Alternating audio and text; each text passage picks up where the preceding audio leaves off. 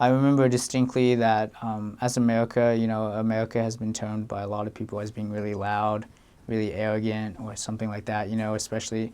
And something I noticed is when I was speaking the language to the people is that they'd always say, like, you don't need to speak as loudly, you need to listen better.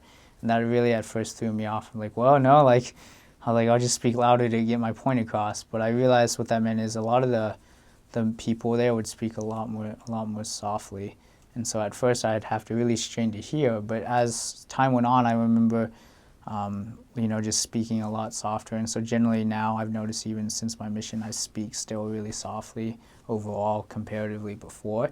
So that's some advice I would give is to not, if you do tend to be a more louder person, to learn to dial it back because they view that as rude when you speak loud. If you just speak more louder, it's usually rude. And so their main reasons to speak loud is when they're yelling, obviously if they're angry.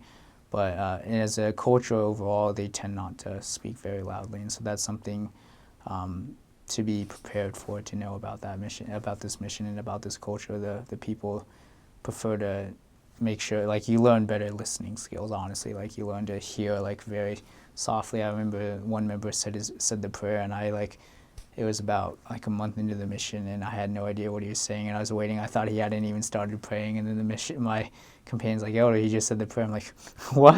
Like, I remember everyone saying "Amen." I'm like, "Amen" too. Like, I rushed it. I didn't want to, not be left out, and I remember thinking like, "Wow, like they really do speak so softly," and so that was something. And then in America, we definitely, I would say from what I see is, at least nowadays, we're focused on the individual a lot. I notice a lot of the time that, family is important in America for sure, and it also depends on the people's backgrounds. But overall, I think my understanding or guess would be that if you took surveys, people would say they do value family, somewhere within hopefully top 10.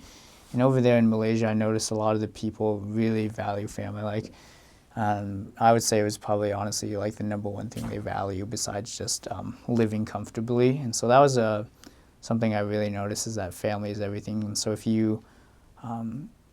if some member had heard something bad, like say some aunt had heard something bad about the church, like the Mormon church, then they would tell the relative you're teaching, and then you might not see them again, because they were offended or they believe that because they value their family's opinion.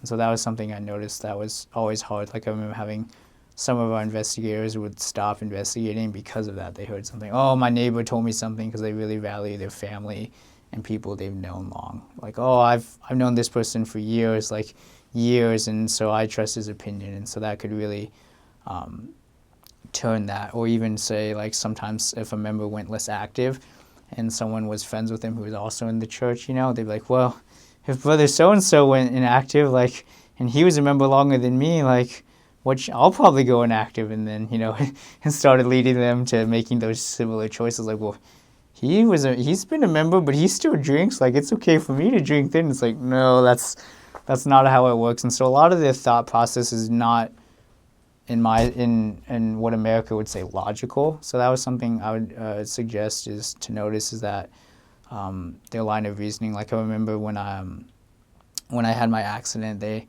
didn't really understand like what a concussion was, and so they were giving me all these home remedies. And I remember one said, just if you drink this milk, it's like you'll get better, like you'll be healed. And I was thinking like, I don't think that'll do it, but I was being polite, like, okay, thank you, and because I knew they meant well. And so if you're not used to that, definitely is to get used to that. They also are very, from what I noticed, was at least the people I worked with, not like the Chinese members or the Indians, but they were very suspicious.